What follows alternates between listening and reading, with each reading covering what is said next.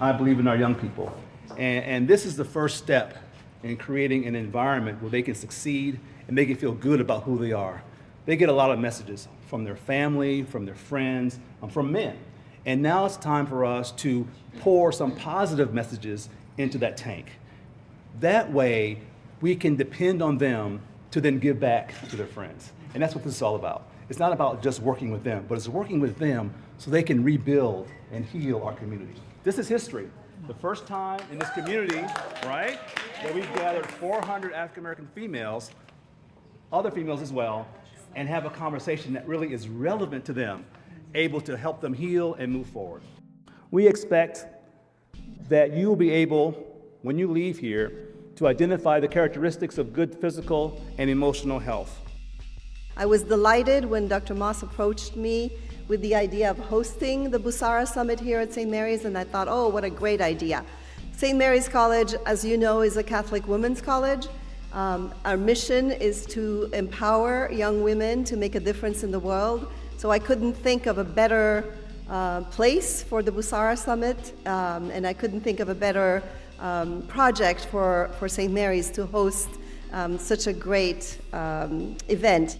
We're saying that we told you guys our stories because to highlight how you can overcome adversity. We have two completely different lives, different experiences. But as it was mentioned several times in your responses, you have options. You can either use your problems, your trials, your tribulations to propel you forward, or you can sit there and let them take you over. It's all about how you feel about you. The importance of when you are going through adversity or you've handled adversity, you notice that all of the young ladies highlighted something positive or how they overcame that moment of their lives. You're surrounded by, right now, the future lawyers, doctors, movers, and shakers of the world. Partner up, man. Be awesome. I'm telling you, I'm surrounded by bad women. I'm telling you. I'm telling you, them doing good make me look good. And let me tell you, if you the baddest thing in your crew, you need to find a new crew. Because it's like if you the top, where you gonna go? Y'all gotta get you together. And it's not gonna be an easy process either. But identify the issues that you have within. But don't be like problem oriented, be solution driven. If you know you got a problem, focus on the solution. Raise your hand if you or you know someone that has said or had bad things put on social media about them or you. Ooh. Oh dear. Y'all better get off Snapchat. You or someone you know have criticized something about themselves. My skin ain't this, my waist ain't small enough, my butt ain't growing.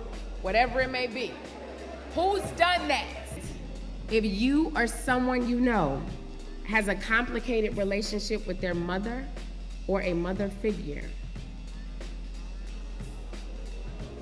if you have not identified a woman that is positive, that is motivating, that is determined, that you can potentially say, hey, I can aspire to be that, get on your money, get on your grind, get it done.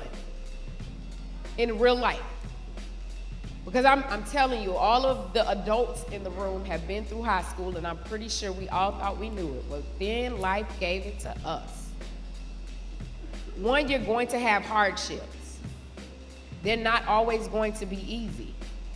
The thing is, you can be devastated all day and all night, but you will never be defeated unless you give yourself permission to be defeated. Is herpes genetic? And go ahead. So herpes is not genetic, it's a virus. So just like you can get a common cold, you can pick up herpes from someone. So when you have stunted growth, is there something wrong with your body, or is it just genetic? So there's a lot of different things that factor into how you grow. Genetics is one of them. So if your dad is 5'5" and your mom is 4'9", you're probably not going to be 6 foot. So that's a big one. Nutrition plays into how you grow and how tall you get. Diet and exercise. So there's a lot of different factors that play into that, but you can have medical problems that will be an indicator that you're not growing well. For example, if your thyroid, which controls your metabolism, located right here, if it's not working right, you may stop growing. If you're anemic, you may not grow as well. So there's a lot of different things and even some genetic disorders that can make it so that you, in a way, like you put it, have stunted growth. So if that's a concern, you want to make sure that you discuss that concern with your physician. And typically that's the point of your well visits, your visits to your pediatrician or, your family doctor, is to make sure that you're kind of progressing as you should. Deep hurt, deep pain, situations that you obviously were out of your control that you're now in, you're going to have to work through those slowly. It's a step-by-step process. But yes, the main thing is to look for those role models, the person that you can trust to go and work through it, maybe get to the root of your problem so that you can move beyond it. And keep in mind, too, that there's nothing wrong with counseling. Everybody looks down on having to go talk to somebody. And it's not what you see on TV where everybody lays on the bed and they spill their entire life story to somebody for a couple of hours. But everybody at some point needs somebody to kind of lead and guide them through the coping skills that they need. And that's really what we're sitting here discussing is, how do I get those coping skills? Even though we all come from different backgrounds, if you look to the person to the left or to the right of you, you look different, right? You might be a different race. You might be a different gender. You might be a different height, a different size. You might be from a different school. But one thing that I've seen that we've all shared together is that we can all be vulnerable. That at some point, we all have hurt. We all have experienced pain. And some of us are still working through some of that. We also have heard people who have shared great ideas about the types of characteristics that they currently have, and they're building stronger. We had a lot of good discussion about what it means to be beautiful and confident. The young lady that just spoke about her dad not being in her life, that really touched me because I grew up without a father. Unfortunately, my father was murdered and killed when I was 6 months old. So I know what it's like to not have a father in your life. And some of the other girls was like, yeah, say that, girl.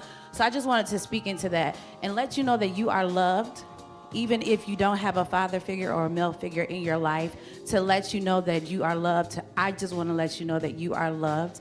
And do not be fooled, because you're at a stage right now where you're searching for love, and you may search for it from these boys that you guys are trying to get to commit to you guys at 16, 17 years old. That ain't gonna happen, boo. Don't look for love in the wrong places, and just know that you are loved. My name is Terlena from Riley, and my word is awesome. Awesome. Because, I'm just joyful to everybody. I bring life to, something that's dead. Okay. That's just my word. That's how I express myself. Okay. Thank you. That's awesome. Okay, and we'll have our last moment. My name is Skylar, and I'm a second-year senior, and that's what I'm about to talk about. Last year, I didn't graduate, so I was like, oh my God, what am I going to do next?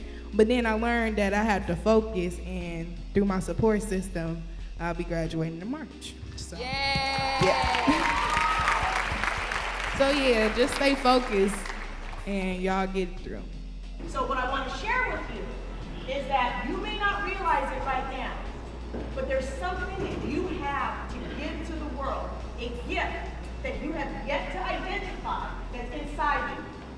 And quite frankly, there's somebody in the world who needs to receive that gift that only you can provide them.